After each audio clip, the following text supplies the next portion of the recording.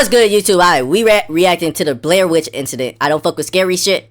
So if I piss my pants, y'all all getting banned who watch this. I'm gonna go turn off the lights, y'all.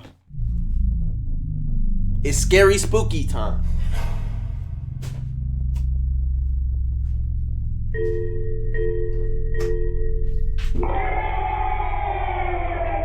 Oh, hell no! Oh my gosh.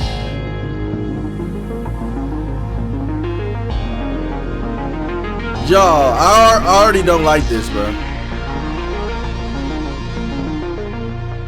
I already don't like this, bro.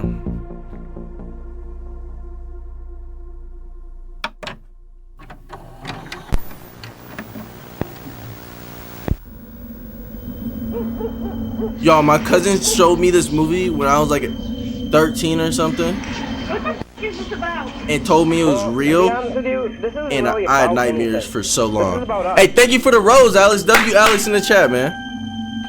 In March 2002, 5 friends in Michigan filmed themselves kidnapping a young woman. Oh my gosh, bro.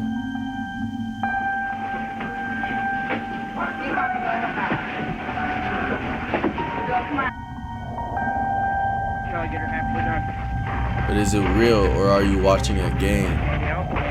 I don't like this, bro.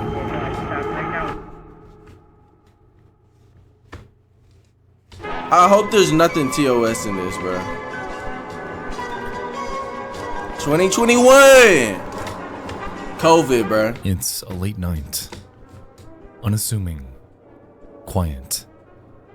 The Walton Files blares on your bedroom TV, filling the void of darkness around you. It's peaceful, comfortable even. You scroll through Reddit, searching for something to pass the time. Before, out of nowhere,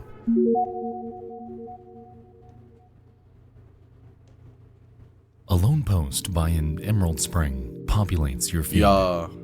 They're searching for something, some sort of lost documentary called The Real Blair Witch. There seems to be so little information about this documentary out there and absolutely nowhere to watch it. I recall it being on TV, and there's 1 or 2 references to it out there. It has nothing to do with the Blair Witch Project and is more of a true crime documentary. I'd love to see it again, and it's frustrated me for years now not being able to track it down. It must be out there in some archive somewhere, but I'm guessing its lack of availability kind of makes it lost. At first glance, this seems relatively unassuming. Leave? OJ, this was your idea, bro. Hardly a lead to go on. I'm gonna watch as much of this as I can. The Real Blair Witch shrouds it in this weird tinge of dread. I don't know what it is, but something about the way this is framed, Bro, the lack of information, oh my God, something about this has sparked something. Within their post, Emerald Spring provides a link to its IMDb page, revealing that there's What's good, big fella? hardly anything to go off of. Who's big fella? The page is barren. Just Big one fella review, gotta be a Raymond. release Is that date, Raymond? and director. The only tangible bit of info here is the plot summary. Raymond! What's good, bro? How you been, bro? It's good, bro. A group of teens from Flint, What's Michigan, good, Plus? filmed themselves kidnapping Yeah, bro, and it's terrorizing late, a man. new acquaintance before taking her out to the woods and dumping her in a That's shallow good, grave. bro. They then I hope told things their are going terror- good, bro. I want to see you in the big leagues. Real shit, bro. I want to see you in the big leagues, man. Keep grinding, bro. Want to see you up there, bro. Find and blindfolded victim, asking if she had any last requests before they cut her throat. But was the kidnap real, or What just the a game? heck? What's revealed is an extraordinary and disturbing record of Yes, a night sir, when bro. something went Good to hear terribly, from you, bro. terribly wrong. Yo, I don't like this scary stuff, bro. Boom. What you mean And I'ma now do it, you've Plus? got What my you mean? attention. Yo, Nexpo's got a scary voice. With such a graphic Oh! I don't know what you're talking of about. such an inhumane crime, curiosity in this case took off on Reddit. Comment after comment poured Bet, in, hit me, Raymond, expressing hit me, interest for in sure. tracking this footage down. Most believed in its existence, others not so much. Regardless, though, the common theme here was intrigue. Yo, The I'm Blair slow. Witch I don't know what that Project, means, back when it bro. came out, was horrifying, and the implications of someone recreating this in real life to torment a very real person sounds like it's straight out of a nightmare. Oh my gosh. What in the world did Emerald Spring watch back then? What truly is this? Over the following Oh my weeks, gosh. whispers about the doc's existence would trickle in. Mentions in online articles. A trailer. Yo, on a I'm production hearing company shit. Called Raw TV's own Vimeo page. But what really sent this mystery into the stratosphere was nearly an entire year later when a Redditor named Transbian8787 would chime in with the revelation that no one saw coming. The real Blair Witch, as it turned out, was very real. However, once Pandora's box was opened and the internet began to sink their collective teeth into it, it was realized that this story is much, much stranger than anyone had Oh, imagined. two. The I'm real Blair bugging. Witch isn't just a film. It's a glance into Yo, I will unblock you, but you gotta chill with that sharing shit. I gotta read chat, bro. I don't want to block anybody, of course, bro. Of course, I don't want to do that. one of the eeriest Or most Among Us or bizarre something. incidents that I have ever read about, ensnaring nearly everyone involved. Bro, this is crazy. So somebody kidnapped somebody to try to put them through the real Ladies Blair and Witch. That's gentlemen, crazy, bro. In the event of an emergency, please walk to the nearest exit. Thank you. Oh, hell no, bro. I don't like this shit, bro. I bet, Raymond. Hit me whenever you up, bro. We'll When definitely the figure Blair Witch something out. Project hit theaters in 1999, it didn't just scare audiences, it changed the horror genre. More than just a film, it became a psychological experiment that made people question what was real and what wasn't. For real. The setup was simple. 3 young filmmakers set out to document an old urban legend, only to vanish without a trace. What remained was the footage they left behind. But unlike traditional horror films, this story had no scripted feel, no heart-stopping jump scares, just raw, unfiltered horror. The shaky camera work, improvised dialogue, and eerie silence between panicked breaths all made it feel as if it were set in reality. And that was exactly the point. The movie, as you'd expect, became an overnight sensation, shattering records and opening the door to a Yo, completely that movie fresh, is so realistic, scary. and raw form of terror. However, its impact stretched well beyond the film industry.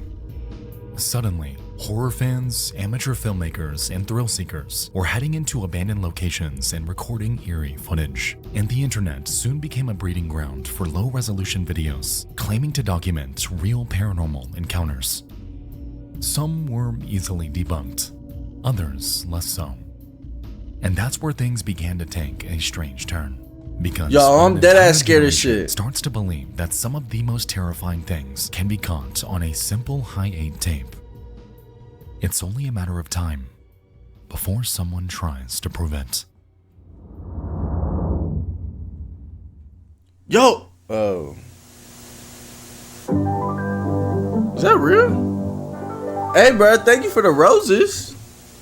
Alright guys, before we continue, I'd like to tell you about tonight's video sponsor, NordVPN. Alright, so lately I've been traveling quite a W2, bit. bro. W2, Who bro. knows? Get this Let's do- ad off the screen. It's too late for this shit. Hey, bro. W2, man. Appreciate you, bro. Appreciate you, bro. Sugar daddy. Don't clip that. I did not say that. Thank you, man. Thank you. Thank you. Thank you, man. Yo, this is scary, bro. It got me peeping my February door every couple seconds. 2002. All right, February 2002. Let me lock in. Try to. It's a frigid night in the town of Flint, Michigan, and a 19-year-old named Danielle Taylor crosses paths with a 20-year-old Travis Peya, a community college student with big dreams of making horror films. Peya shared a house with a man named John Cockrell, another student and self-proclaimed horror fanatic. Okay. Their house, it was the spot per se, the hangout for What's their good, tight-knit Daggett? circle, which included a James Carwine. All right, too. I'll see you, Christina man. Lum, I'll be live and tomorrow Derek for sure. Baxlinger. At first, everything seemed mundane within their friend group. Danielle would visit the house a handful of times, and nothing seemed all that out of the ordinary. Just a few weeks later, on the night of March 6th, however, their entire dynamic would, out of nowhere, take a dark turn. By complete surprise, Danielle was restrained, blindfolded, handcuffed, and threatened with murder. And all of it filmed on a single high-A tape.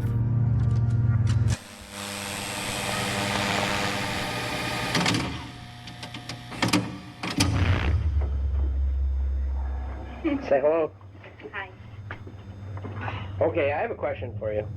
The video opens inside a dimly lit house, bathed in the eerie green glow that can only be provided by an old-school night vision camera. Danielle stands front and center, seeming a bit annoyed that she's being filmed. Behind the camera is Travis Paya, his voice steady as he asks her a strange question.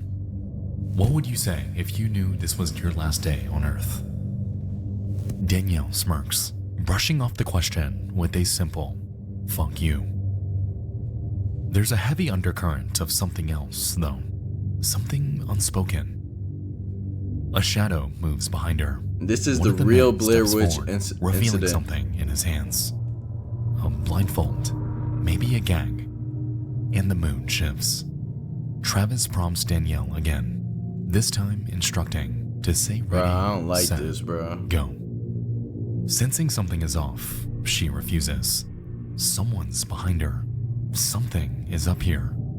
She turns. Yet before she can react, multiple hands grab at her. She barely has time to respond before she's wrestled to the ground. She fights briefly, but it doesn't take long for her to realize she isn't getting away. Whatever this is, it's happening. The scene cuts. Bro, what the I don't like this, bro. We find ourselves in a car. The lighting is bad. Again, night vision. Danielle sits in the back seat, blindfolded, scared out of her mind. She's stiff, her face only showing fear. Christina Lum, the only other woman to appear in the video, is driving. She doesn't say much, just keeps her eyes on the road. At first, the guys verbally taunt her, but there's this edge to it. And then we see it. One of them, Jonathan Cockrell, has a knife, and it's pressed right up against her. They start asking her questions. Did you have a good life? Say your last words to your family. If you could go back in time and change anything, would you? Danielle hesitates. She tells her mom she loves her. She says she's sorry for everything. She tells those in the car with her that she has nothing to say to them. Nothing she says will be right anyway. No one reassures her. No one tells her it's okay. And the video I'm about to turn this off, again. bro. I dead don't like this. Deep in the heart of the forest, the camera follows as James carries Danielle over his shoulder. The group moves with a sense of purpose, heading straight for a spot they've already prepared. A shallow grave, barely 2 or 3 feet deep. Stop. They set her down before explaining what's coming next. They're going to cut her before burying her alive. I can't get off now, bro. Travis stands over the pit, knife in hand. We The halfway, blindfold that had been bro. covering Danielle's eyes is pulled down around her neck, and she doesn't say a word. Nah, dagging, that's not even funny, Following bro. this, Travis kneels down, brings the blade right up to her, and then... Oh, hell no. Yep, nope. No way, Jose. Yeah, that is not what we're doing. That I was about to get hit with the TOS of Doom. Yo. No more troll shit talking about there's something behind the curtain. Yes? No more trolling that shit like there's somebody behind me. I promise you, bro, you getting muted for the stream. You getting muted for the stream. Hey, Brian, appreciate the follow. I promise you. None of that. I'm already checking behind me every couple seconds. Cause somebody gonna get hit with this heat. Alright, we finishing it. Let's get it. Nothing.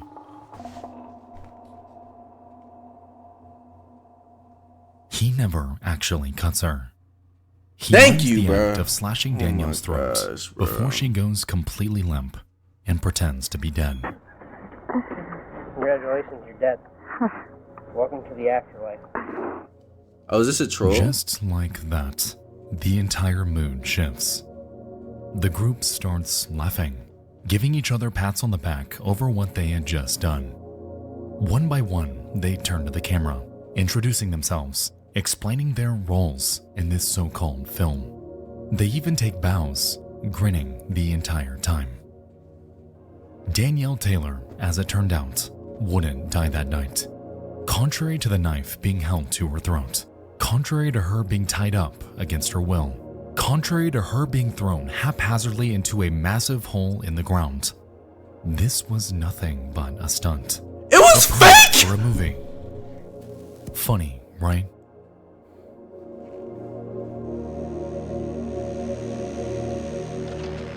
Halting the recording. The I group still don't like advisor, this shit. harping on just how realistic, how entertaining her reaction was. Surely, this will seem visceral enough to make it to film. This was their big break, their escape from Flint, Michigan, after all. For Danielle, though, she was far from fine. Just a few minutes before, she thought she was dying. She had nothing to laugh about here, because the entire joke was solely on her. I can't remember the name. Danielle. So far, it's been easy to follow Danielle's state of mind throughout this. A woman trapped by those she trusted, a victim of an inhumane prank. However, that's where our central problem begins, because was this really? Was this all nothing but a sick joke? That is the question that soon becomes the heart of this entire incident. And the answer depends on who you believe. Oh my gosh. Oh my gosh. Wait, so all them knew. Okay, so all them were trying to prank her. So they kidnapped her, put the knife on her throat, like drove her to the fucking middle of nowhere, put her in a casket, put the knife to her throat, and acted like they were gonna kill her, and then told her it was a prank right before she thought she was gonna die. Yo, anybody try that on me, bro? I'm airing a bit, bro.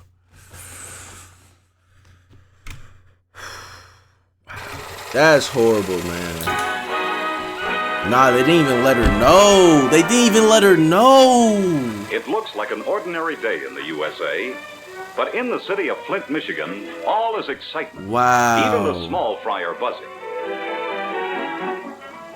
And the older boys and girls are let out of school. Oh, this is a day. The whole town's a bustle. Yes, sirree, there's going to be a parade, too. And what's a parade without festival? Bro, like the 60s and 50s look so fire, bro. It just looked like a good time. Michigan is undoubtedly one of desolation. It's a place once bustling, lively, full of opportunity. Yet today, it stands as nothing but a shell of what it once was. When the automotive industry backed away, it left a void of broken dreams. What is this families about? with shattered aspirations.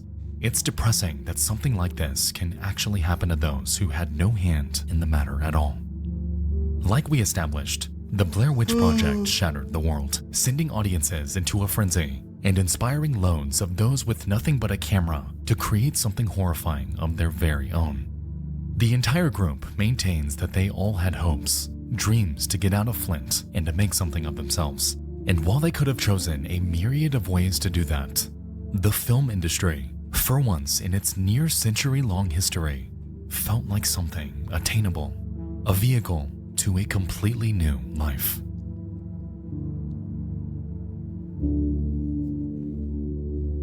Three days later from when? The 60s? Or 3 days after that whole whatever we just watched, bro. Oh, In the following days, Danielle Taylor, reeling from the incident on March 6th, would revisit the Peya home. It was done on invitation, a night for all of them to rewatch their masterpiece. Yet for Danielle, she had other plans. Police If station. you scream and you fight, we put a gag in your mouth and throw you in the trunk. If you relax and accept death and what's coming to you. After the tape ran its course, she secretly swiped it, replaced it with another, and after the events of that night had wound down, she set out to report the entire group to law enforcement. Oh, thank you. Within a week, the lives of Jonathan Cockrell, Travis Peya, Christina Lum, James Carwile, and Derek Faxlinger, everyone involved in perpetrating this stunt, would change. They were all arrested, finding themselves awaiting trial on kidnapping and assault charges, and facing anywhere from 7 years to life in prison under Michigan law. Contrary to their claims of simply aspiring to create a horror movie, Danielle Taylor maintained that she had no idea about any of this. To her, this was all very real, and given our glance at the footage, it's easy to empathize with her. Interestingly though, support for her wouldn't be unanimous, as once testimonies came out and the footage was given a second look, cracks in the facade began to show. Ain't no double. Danielle, at numerous points throughout the footage, does things that make no sense.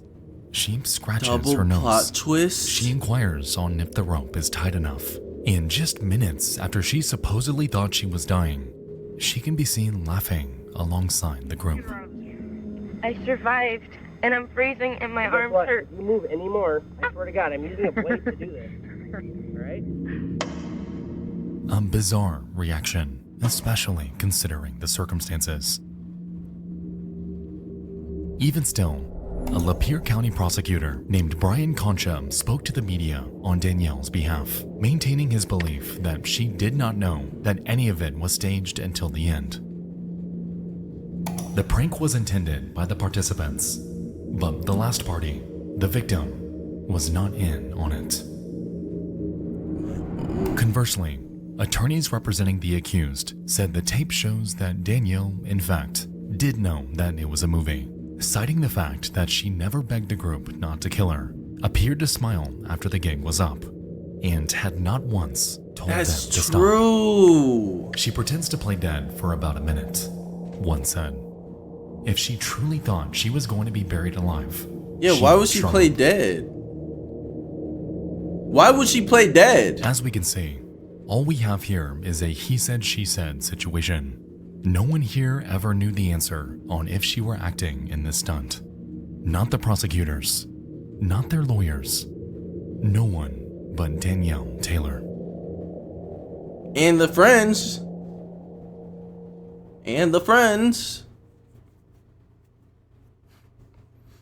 I think she In the knew, midst of an bro. intense legal battle, Christina Lum had turned on her group of friends, accepting a plea bargain on a reduced charge of attempted felonious assault, she and received a didn't, suspended bro. 6-month sentence pending the completion of probation.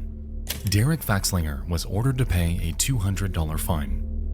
Jimmy Carwile received a 4-month sentence, while Peya and Cockrell got 8 months. All suspended sentences following the completion of probation. All of them inevitably served their time and got out. However, in the end, another affliction entirely would befall them.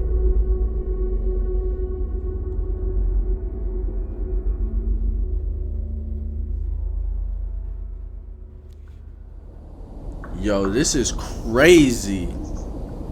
This is crazy. Double plot twist. I thought she knew. Now she's saying she didn't know. Travis Peya, the group's ringleader, passed away on Tuesday, April 18th, 2006. Derek Faxlinger passed away on Monday, February 12th, 2007. And Jonathan Cockrell lost his life on Wednesday, February 19th of 2014. All of them were less than 35 years old. Damn. Almost like a curse, 3 of the 4 men involved in the real Blair Witch incident had died before their lives could even get off the ground, and any information surrounding them, barren. All that seemed to exist was hearsay, notably on the website My Death Space, in which Travis Paya's cause of death was speculated to have been caused by drug use. Furthermore, mentions of Derek Faxlinger come up in reference to an MLive article, which states that he passed away from an epileptic seizure and had his organs donated to those in need. Even still, though, nothing definitive on whether this came from the fallout of the real Blair Witch ever came up. Onlookers then were just as conflicted, just as confused as all of us today. Wow. For a while, it seemed like this was the end to the real Blair Witch saga. A lost media legend turned criminal battle that resulted in the loss of 3 lives. However, an entire year after the original Reddit post was made, a user named Beef Brothel emerged out of seemingly nowhere, shedding light on the deaths of their supposed friends. Derek, John, and Trav have all passed away. Derek had a seizure in the shower and sadly passed from that. His organs were donated and saved quite a few people. He was an extremely kind person and gave great hugs. Travis had a terrible tooth infection, and I'm not sure if that was the cause, but it was a contributing factor in his death. John was depressed, I can't deny that. His mother died and they were quite close, so his partying ramped up during the period after her passing. Another friend was with him that night. They were celebrating his new apartment, and it was simply an accidental overdose. He was one of my best friends, and I'm still angry at him for being so careless, especially because things were moving in such a positive direction for him. None of their deaths were because of the pressure of the case. Jim and I still talk occasionally, but he moved to another state and lives a private life. He's a good man, and I think he was affected the most by this situation. The girl apologized to them after the fact and insisted that she never wanted any of this to happen. She was known to our graduating class as a notorious exaggerator before any of this ever happened, so there's that. Plus, she was... Somebody in chat just said, can we watch scary videos? CJ, this is the scariest shit I've ever watched in my life. Scariest. Young and was being told by a lot of authority figures that she had to go along with this prosecution. She claimed after the fact that she believed taking the video from the house would prove that it was just a joke and everyone would just get off the hook. She didn't realize that John was pausing the recording between shots. Part of me thinks she initially enjoyed the initial attention, but it spiraled way out of control. If I didn't know, these guys participated in these types of pranks on all of our friends weekly, made a dozen backyard horror films with them, spent all of my free time with them for years. I would think they were psychos too. That's just not the case. Jackass and Blair Witch were huge at this time, so it was kind of a mashup of the two genres to them. We all knew that if you went to Rancho, you could get pranked. It's just how things were. They did almost the exact thing to another friend a week or two before, and she was the one who suggested that they film it next time. Unfortunate. This was a devastating time for our group of friends, their families, and their loved ones. Visiting them in jail was bonkers. I'll never forget how sad they all looked and how many people came to see them. Everyone knew that they did not do this maliciously, except the prosecutor, and he was a real asshole. Long story short, it was a prank, and everyone except the law knew that. Wow, bro. What the fuck, bro? It dead looked like she knew, though. That's why I was so confused, because why would she play dead? Say hello. Hi. Okay, I have a question for you. You just said hi. But if you had one thing to say, if this was your last day on Earth, what would it be? The real Blair Witch incident is a bizarre, unsettling chapter in the history of lost media. A story that serves as both a reflection of our deepest fears and a reminder of the human capacity for cruelty. How far would you go for a chance to escape a place in which you have no future? Was Danielle in on things, or was she truly terrified for her life that night? I've always said that lost media, by nature, carries this enduring sense of mystery, and in my opinion, this one is no different. It is, and always will be, what y'all think? A look into the lives of intensely conflicted individuals. But if there's one thing to take away from all of this, it's that we may likely never, ever get our hands on the full original tape in its entirety. The story of Danielle Taylor will forever live on through the lens of news reports and documentaries. And in its wake, an unsolvable question. Did she truly know? Perhaps we never will. A lost media mystery that may never find a resolution. Wow, I did not expect this, y'all. I think the Reddit post sealed the deal for me, bruh. The Reddit post sealed the deal for me, y'all. Honestly, bro, I think she knew, man. I think she knew. Watching it, it seemed like a prank. A little bit, until they started bringing out the knife or whatever, and then I was like, yeah, this isn't a prank. I don't like this. And then when she got put in the casket, and then he did like the trying to GTA her, and then when I heard she played dead for a minute, I was like, oh, damn. And then he was like, yeah, they're all acting and they took their bows and she was still playing dead, whoop-de-whoop-de-whoop. I was like, oh, snap. She knew this was fake. She was just acting. Some really good acting.